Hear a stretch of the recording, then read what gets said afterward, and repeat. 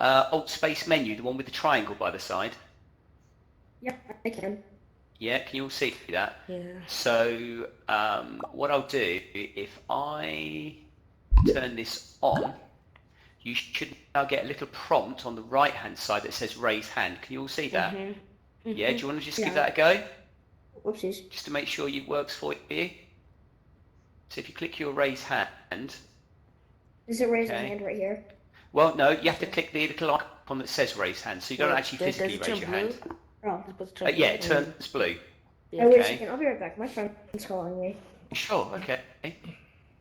So I can see that 3 of you have put your hands up, which is great, and that's how you, 4 of you now, and that's how you are ask questions, and that's at the end. Okay.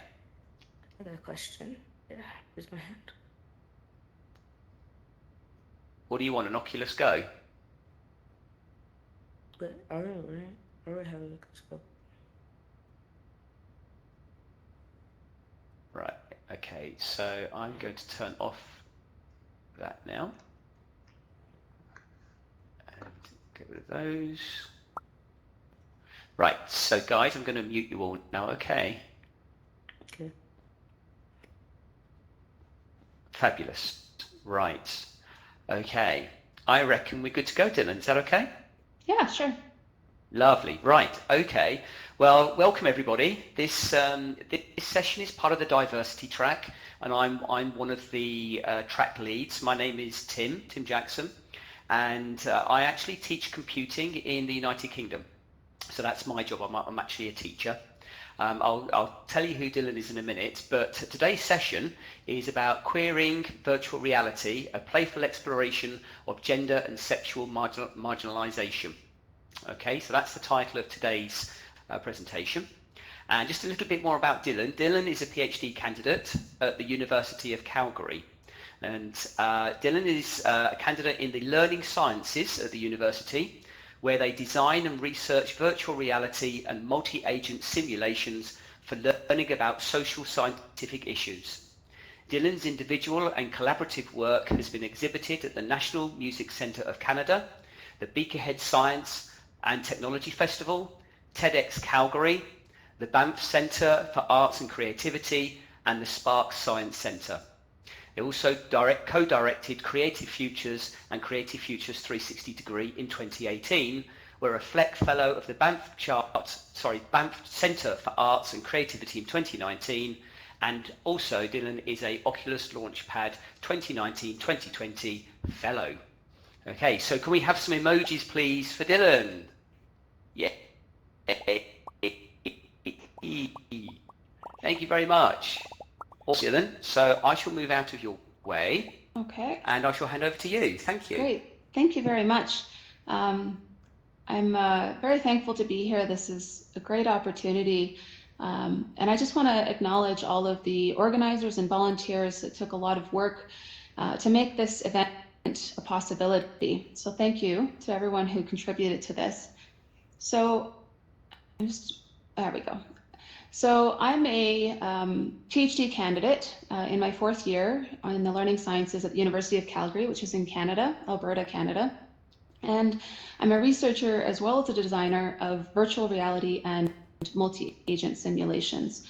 I'm going to be focusing this talk only on my virtual reality work. And if you're interested in the multi-agent simulations work that I've done, you can check out my website where there's a little bit more information about that. And I previously worked for many years as a gender and sexuality educator in workplace, community, and post-secondary spaces. And so I draw a lot from my experiences in doing that work to my design and research in virtual reality. The other thing I'd like to acknowledge is my collaborators. So I couldn't do this work without the people that I work with, and it takes a lot of patience and a lot of effort to do work in virtual reality, and to do gender and sexuality based research in virtual reality takes even more work. It takes a lot of vulnerability and a lot of care work. And so I'd like to acknowledge Scout Windsor, John Craig, Matthew Thompson, Sophia Marlowe, and Dr. Pratim Sengupta, who's my PhD research advisor. So thank you to them as well. This wouldn't be possible without their support. So I thought I'd go through a bit of a process talk about the work that we've done from 2017 to present day. And it's sort of a story of iterative play, research, and design. And so I emphasize play because if we didn't find ways to make this fun, it would be very difficult to do this work. And it's with each design work that we do, there's a research component there as well. And so we learn from the projects that we do and we carry that forward into the next project. So we'll be looking at, I'm going to talk about the first project around 3D sculpting in VR and play in social VR. I'll talk about the Creative Futures film, which was a collaborative virtual reality documentary. Then I'll talk about the LGBTQ narratives in multiplayer VR project. And lastly, the most present work that we have going is Mementorium, which is an interactive narrative and spatial exploration virtual reality application.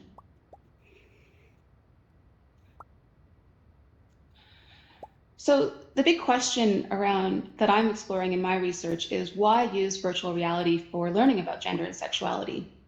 And at this point, I have some tentative answers, and I draw from my experience as a gender and sexuality educator, where a lot of the sort of common practices in teaching about gender and sexuality has really focused on just kind of definitions. And so do we know what LGBTQ stands for and those kinds of things? And I'd like to move towards more experiential kind of learning. And I think that VR offers some ways to do that. It's not exclusive to VR, but VR has some additional affordances. And those are things like embodiment, immersive learning environments, and constructionism. So that's an active and contextual construction of knowledge. And so we can design for these things to enhance the learning experience about gender and sexuality.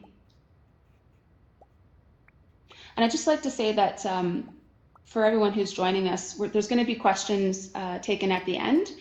And so if you can just hold on to those thoughts and we'll come back to that. And I hope that we can have an interesting discussion.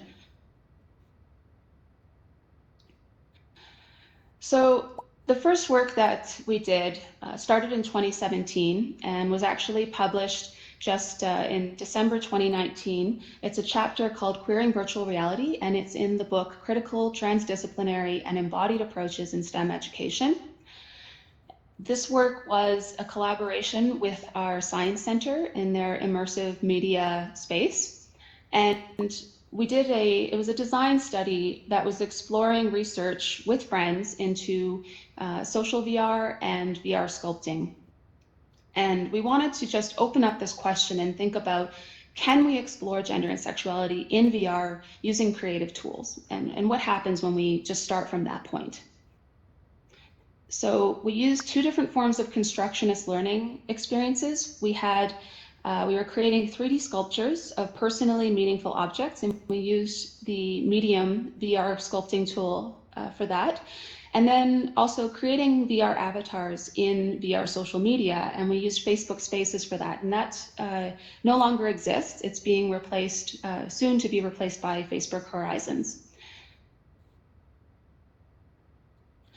And what we found was that both social 3D sculpting, so sculpting together, and avatar creation are productive sites for deep and playful reflection on gender and sexuality-based marginalizations. So one thing that we found was that in the social spaces, when you're creating an avatar, it's really important that if avatars are intended to represent oneself, then we need plenty of options for representation. So we need to be able to have lots of different ways of representing ourselves, and not necessarily in the ways that we're expected to. So this whole idea that we need to look exactly like we do in real life is not necessarily true. And avatars are a way that we can playfully explore who we are and how we want to be recognized by others. And the other thing is that we found that augmentation of avatars can open up space for augmenting together. And so being able to create ways of altering an avatar with friends is an important way in which we can recognize each other in our identities. And that's an important part of how we develop identity over time, is it's not just how we feel about ourselves and how we represent ourselves, but also how we're seen by others. And so augmenting VR avatars together can be a really productive way to support each other in representing who we are and or who we want to be in that time. And when we went into the social VR sculpting space, we found that it really allowed for a deep exploration of experiences of gender and sexuality based marginalization. And so you can see in the picture, this is the sculpture. It was a collaborative sculpture. So on the one side, the left side is one of the people's sculptures, and then on the right side is the other sculpture, and then they're connected to each other through a frame. And what you can see is there's a deep exploration of gender through clothing and through the body, and what that can mean. And what came out of this was a lot of very deep and personal stories about augmenting the body, about connections to certain aspects of the body, and how those were important sites for developing gender and sexual identity. But also very painful sites. And so what you can maybe kind of see is there's the one sculpture of, it's a mannequin, and it's hard to see from this angle, but this mannequin has attributes that would be traditionally sort of understood as masculine or feminine, and it's got a mixture of both. And then the chest or the torso of that mannequin has two boxes, one for M and one for F, representing male and female, with stakes that are driven into each of those boxes. And this is a representation of how difficult it can be to be recognized in terms of gender expression and identity when in social interactional ways, because of how limited our definitions are around gender. So it's sort of, it doesn't matter how you represent yourself, so you can still end up being harmed either way. What we found was that the people who were involved in this, in the social space and the sculpting space, were able to share stories that they'd never shared before. And so it's a really useful way to sort of delve into these experiences. So after that experience, we wanted to take that forward and look at, so how can this translate into working with transgender youth? And so Scout and I were granted funding from TELUS Story Hive, and this was to create a short linear documentary and an accompanying 360-degree experience that goes with it. And so we wanted to look at how can transgender youth use VR creative tools to share their visions for the future. So a lot of media about LGBTQ youth, it sort of paints this portrait of them being victims and not having the agency and ideas about their own futures and what they see and their own agency in creating those futures. And so we wanted to show how VR tools can be a way to change that narrative and to show what their visions are and place them at the center of that storytelling. So we had 3 youth, Levin, Terrence, and Eden. And over 2 days, with no prior experience in using VR or VR creative tools, they created these visions for their future. And so you can watch the linear documentary. It's all up on YouTube if you search for Story Hive Creative Futures. You can watch linear documentary, which kind of shows the process of them creating their works and what they were thinking about as they were creating them. And then you can watch the short 360, where you're transported into their art, into their worlds, and they give you a tour of what it means to them and what stories they want to tell.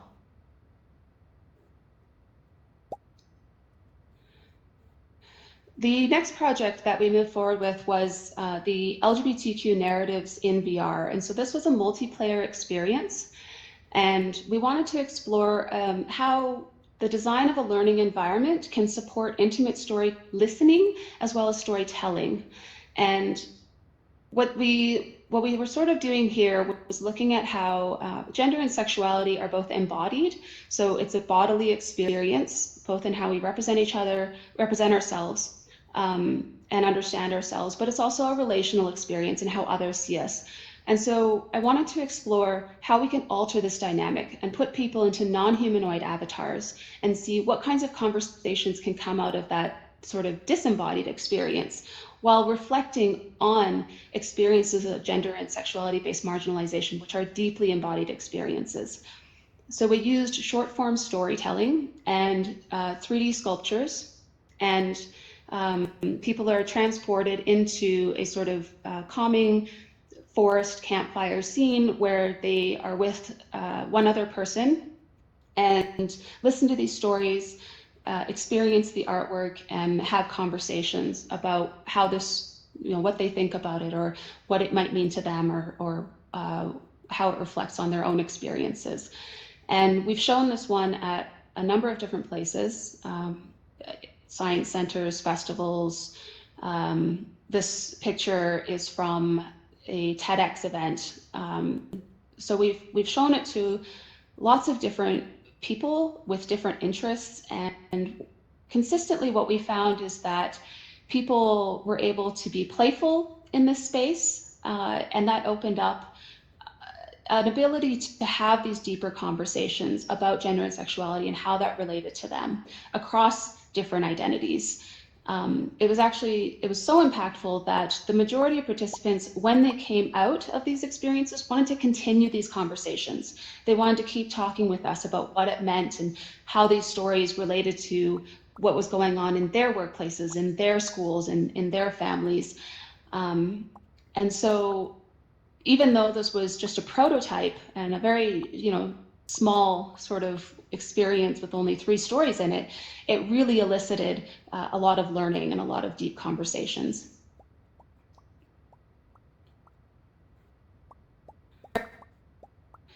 And so this takes me to our most recent experience. So in this one, myself, Scout Windsor, and John Craig, we were all each accepted into the Oculus Launchpad program, which just ended. And we decided that we wanted to do an experience that looked at how we can learn about gender and sexuality through interactive branching narrative. So this looks at how we can relate to stories of gender and sexuality as active creators through making choices. So the choices of the interactive branching narrative, how that allows people to be part of constructing that story. But at the same time, being able to reflect on past experiences and how we can sort of restory narratives of the past by acknowledging the harms, but also finding ways to move forward and create new narratives of belonging, both for oneself and for what that means for the world. And the other part of this was looking at embodied and spatial exploration. So how objects and spaces also tell stories. We wanted to explore how we can relate to objects and environments in storied ways, and how does interacting with these bring about deeper reflection of what it means to be in spaces that tell stories about gender and sexuality. So the next slide has the short trailer for this experience. Right now it's just a demo, but we've made a trailer. It's about 30 seconds long. I've heard that sometimes the trailers don't play nicely across different platforms, so I apologize if it doesn't work for you. This is up on YouTube if you wanted to look it up afterwards, if you search for Mementorium. We'll keep our fingers crossed, Dylan. Yeah, hopefully. All right. Let's go for it.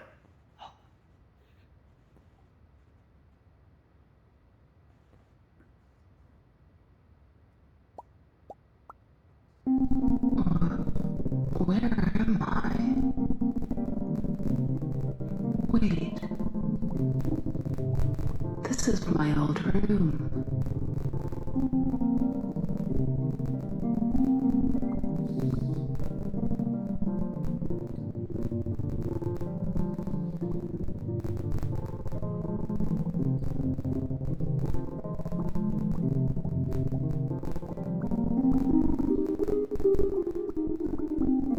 Okay, so it seems like maybe that didn't play very nicely for everybody. So I do encourage you to check it out on YouTube if you'd like. I thought that was okay. That came out all That right. was okay for you? Oh, okay, it was Yeah, very sure. jumpy for me. Ah, okay. That was good. I liked it. Thank you. Great. So that's actually been submitted for consideration with the Oculus Launchpad program, but we're still waiting to hear kind of what's going on with that.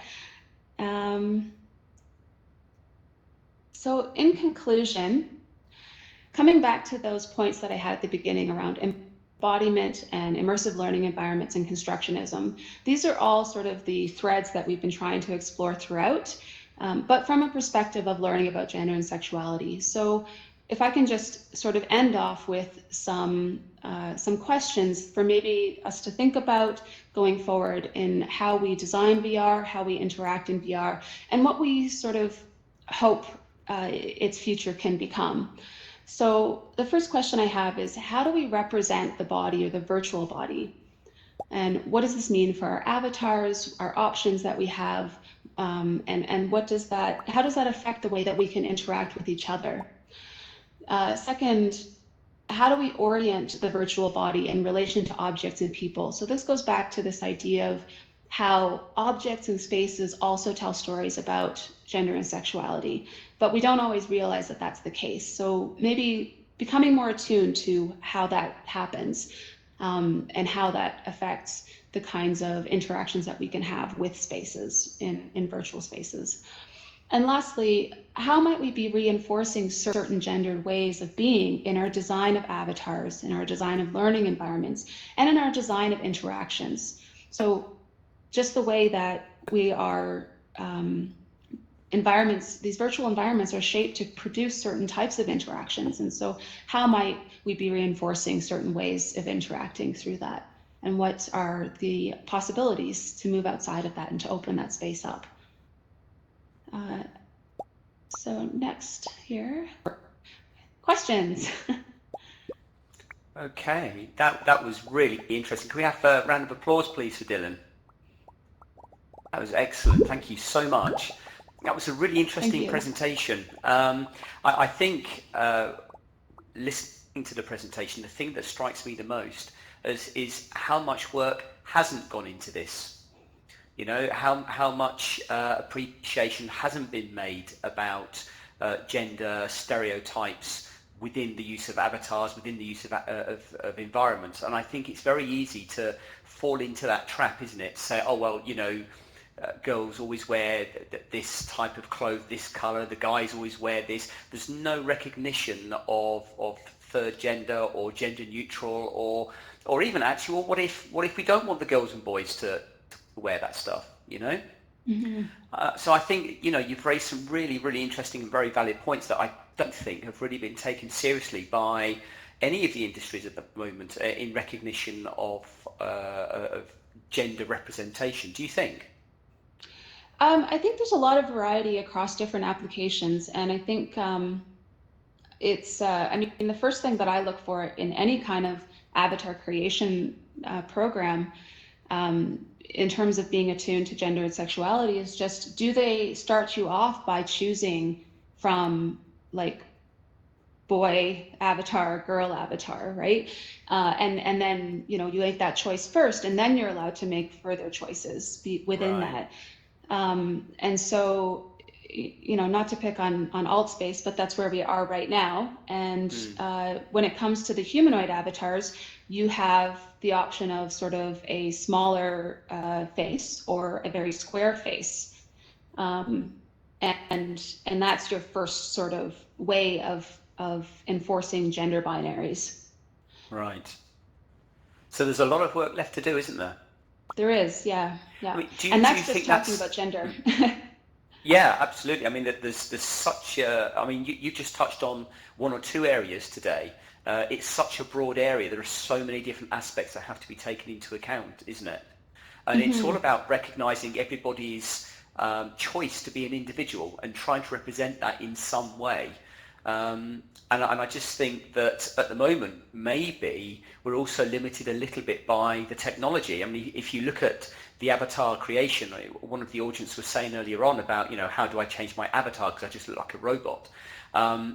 There aren't masses of choice, but the problem is that then leads to stereotypes, doesn't it? Yeah.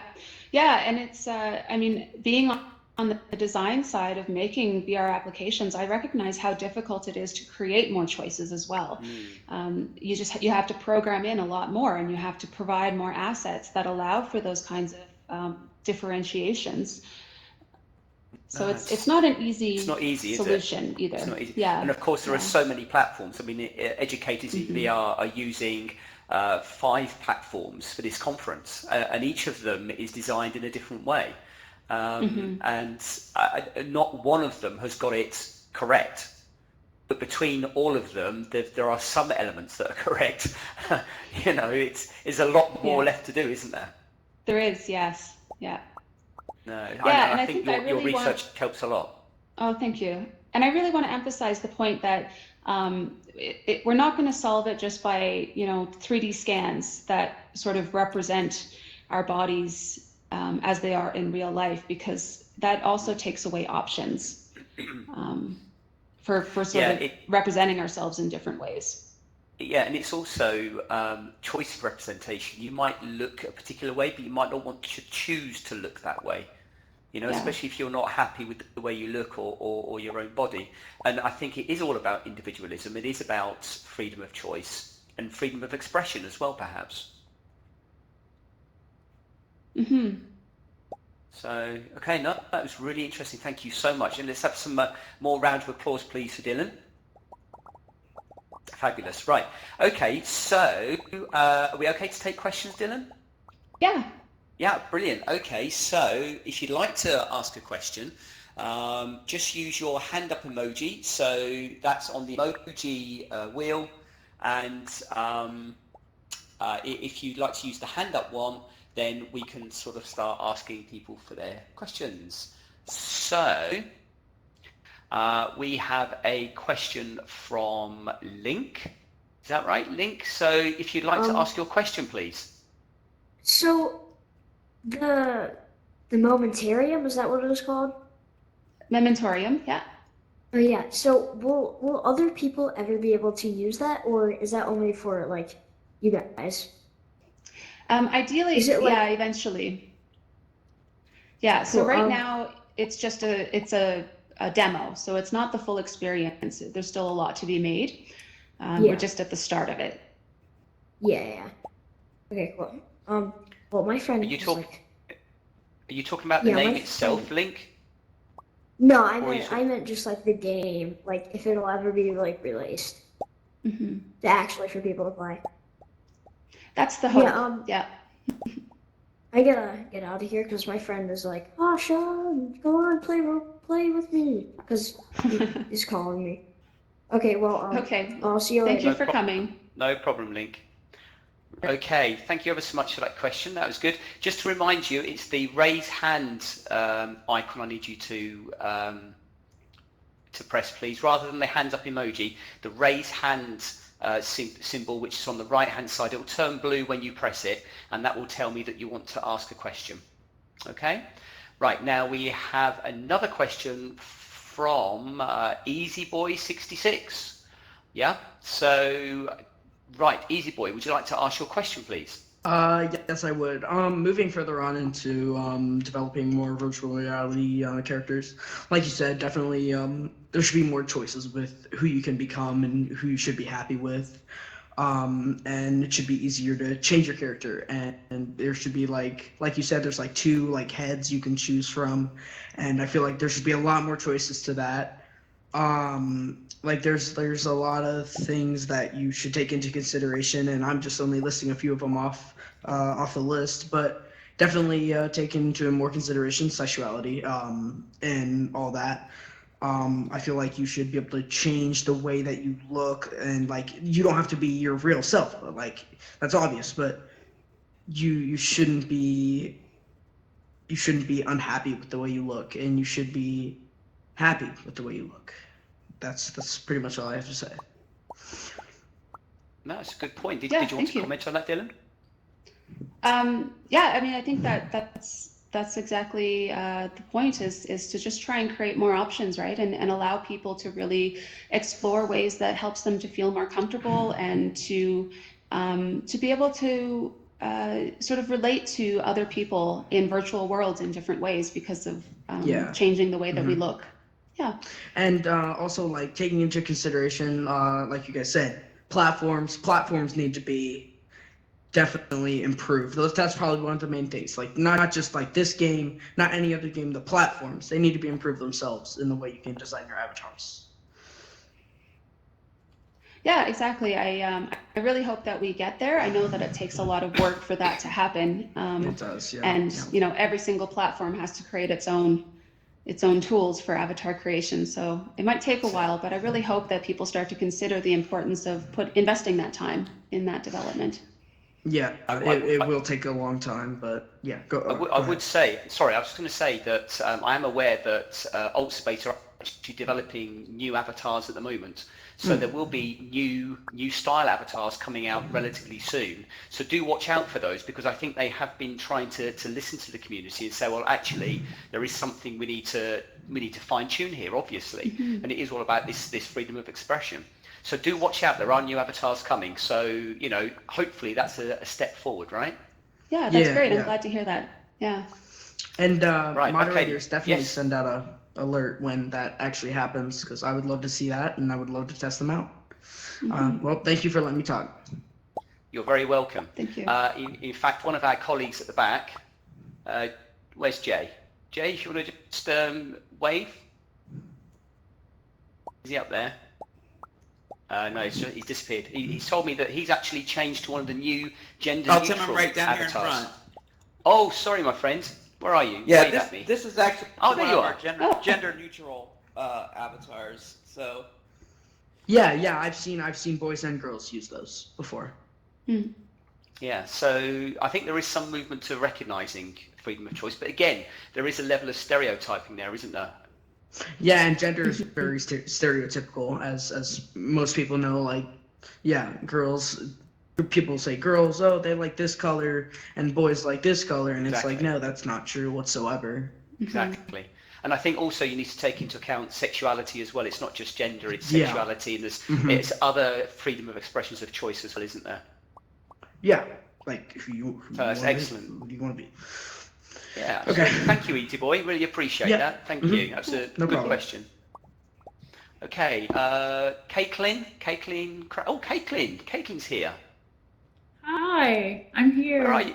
There you are. I'm right here. You've got a question. Hi. Hey, how you doing? I'm doing really well. I feel like this is a mindful roller coaster. I don't know if that's a paradox, but I feel like I just wanted to express to Dylan, thank you. Shout outs from fellow diversity inclusion track. The accessibility, this topic is so needed, and I Yes. love being able to catch your presentation.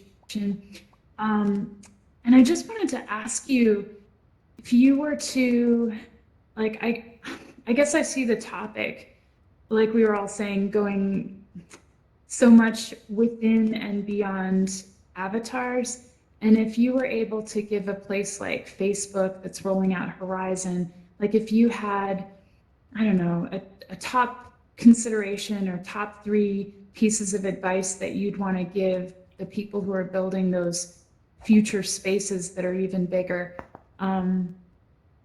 I guess my question's really broad. I just wanted to know what type of experiences you dream of, something that you'd want to pass on to somebody else as like a legacy, like this is important, please keep it in mind. And, express thanks to you for getting the conversation rolling today. Absolutely. Thank you very much. Thanks for coming. That's a really big question, and I'm not sure that I have a complete answer at this time. I think it's interesting because in some ways, it was, so the earlier work that I did was in Facebook Spaces. It was in the earliest version of it, and it was pretty limited in terms of its avatars and what you could do. But they allowed for ways to augment the avatars, and I talk about this in the chapter, where you could draw little items and then stick those to your avatar. So you could collaborate with your friends to draw these things that could augment your avatar further, which became a really valuable way to be able to see ourselves in that space more. The next iteration of Facebook Spaces allowed for more more ways to sort of change the avatar to sort of reflect how you wanted to look a bit more. Theirs was actually probably one of the better examples of being able to not be very binary in the way that in the way that you created avatars. So I think it was positive in that way, but at the same time, Facebook is one of the ones they are really trying to move towards this what they call accurate representations of the real self. Yeah, so I saw the air quotes. Yeah. Yeah. Yeah.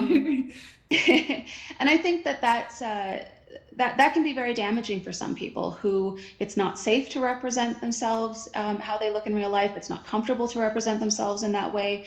And there needs to be a movement away from that to allow us to represent ourselves in a lot of different ways.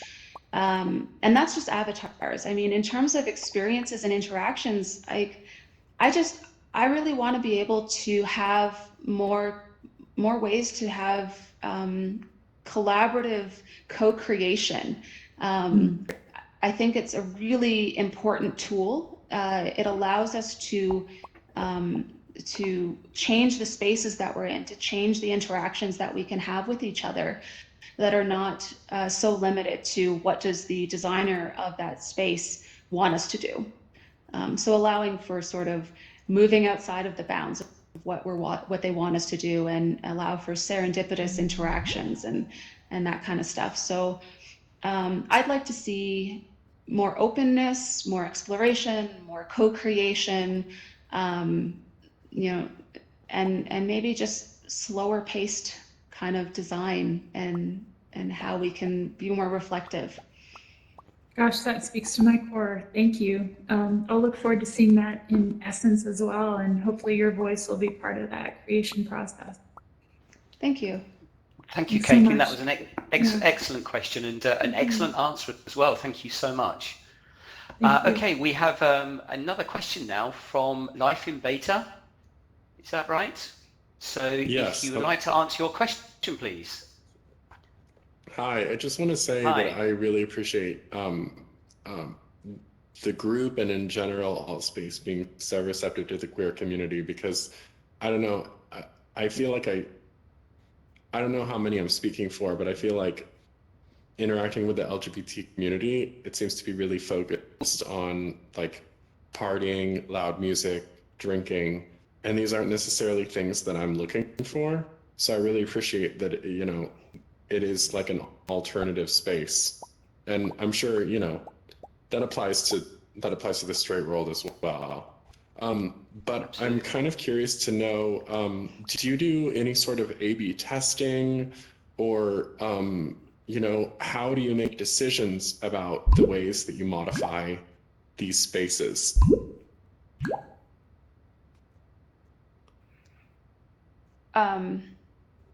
That's a really good question. Are you thinking like is that a question for Do you like do alt space polling or for A/B me testing, personally? or is it kind of designed by committee? Like what's the model that you typically use, or are you more experimental in the approach? Okay. Are I you mean, talking about alt space specifically, or are you talking about in general? Yeah, like how do people usually make decisions in all space? And then when you're designing a world, what do you think is the best approach generally? Do you think it's Right. through polling, or through having multiple people modify a world or something like that? Like, what are your thoughts on the best way to make decisions in the VR space? Yeah, I mean, we can probably answer that Yeah, we question can in ask that general later on. terms. Yeah, because neither of us actually, we are part of Educators in VR rather than AltSpace. We're using AltSpace as one of our platforms. So we don't have any sort of information as to how or why AltSpace do what they do. But I think Dylan can probably perhaps answer it in a more general sense, perhaps, as to how we would approach this. Yeah, I mean, I think there's lots of ways to go about that, and obviously, like I can't speak for AltSpace, and I don't work for any large company that's designing VR social spaces. I think when it comes to, you know, testing or polling or things like that, it's really like that can have its limitations in terms of, I mean, just generally talking as a researcher, you can say that you want to research how a space is inclusive, but if you don't have deep connections with those communities and really make it a space where they can provide feedback and feel heard, you're not going to get the information that you're hoping for. So, you know, it's really about deeply engaging with the communities, LGBT communities, people of color communities, disability communities, and so on and so forth, and creating a two-way communication there. And I think that general testing doesn't necessarily do that always. It is about dialogue, isn't it? It is trying to set up that conversation so that, almost like in an iterative way. So, you know, you ask the questions, you get some feedback, you analyze it, you make conclusions. But what you then need to do is then go back to the different communities and say, well, look, this is how we've interpreted what you've said. What do you feel about that? And I think the broader the reach of the communities that you're approaching, the more likely you are to get a more inclusive response. I think if you're too specific, then what's going to happen is that you end up excluding somebody, and that's the last thing you want to do. Would you agree, Dylan? Is that a fair? Yeah, I think, I mean, there's danger of being too specific or too general, right? Yeah. If we're too general and just look for general feedback, then we're not necessarily going to engage these communities very well. This is the challenge of doing research and design work with marginalized communities, is that by just the very fact that these are marginalized communities, they can be very hesitant to engage in dialogue because there is a history of being harmed by those practices. And so it has to be a very thoughtful approach to doing that. It's a very fine line between the two, isn't it? It is, yeah. And I think that's what makes it difficult, because you try to do the right thing, you try to be inclusive, and sometimes you end up with unconscious bias and not realize that you're doing it at all until, you know, someone says, well, actually, hang on a minute, what about this? Yeah. So, okay, thank you. That was a great question. Thank you very much indeed. Okay, another question now from Minnie Kane, is that correct? So, Minnie Kane, would you just wait for your mic to come on? I don't know, have you got yourself muted, Minnie Kane? She is muted. She's in the back here. Ah, right. Okay. It should work now. Okay. We'll move on and see if Minnie Kane's mic will. There we go. Right, Minnie Kane. Okay. Would you like to ask your question, please? Yeah, go for it. Do you want to ask a question? What is the point Of Next one. what's the point of what? I think, Minnie Kane, you're in the wrong space here. We don't have the answer to that question. Tim, do you want to move on? That's a difficult one to answer, so maybe we'll leave that for another time. But thank you for your question anyway. Okay, now, Easy Boy, you're coming back for another question. Fantastic, man. Let's go for it. What are you going to say? Yes, I'm back. Great. Okay, so Go for it. like, you guys are awesome. Just to say that. Thanks, man. I appreciate that. I can give you a heart emoji for that. Thank you. You guys developing, I think you guys specifically should develop VR games since you guys know what you're doing. Like I have no knowledge of coding, and I've come onto VR to hopefully get some knowledge of coding, and because I would really love to become an experienced coder. I want to grow up to be a computer scientist. Good for you. And like you guys make it so much easier to learn about what it is and how to do it. And you guys bring up topics and discussions about things that can be hard on other people but aren't hard on some people as well. And like I just want to say you guys are awesome. Oh, And thanks, I man. really thank you Heart Thank emojis you. for you. for doing this. Thank you so much. Did you want to reply to that, Dylan? Yeah, well, thank you very much, first of all, Yeah, thank you. and it's so wonderful to hear that VR has opened up a space for you to really follow your dreams and what you want to do. And I guess one thing I might want to add is just this is a process of learning for me as well. All research and design is learning.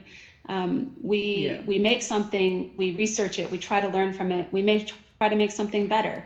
So I would encourage you to do the same. Make things, see how it works with people, try it out with your friends, with anyone who will look at it and learn from that experience. I started this 3-4 years ago and didn't know how to make anything in VR, and have learned a lot in that time.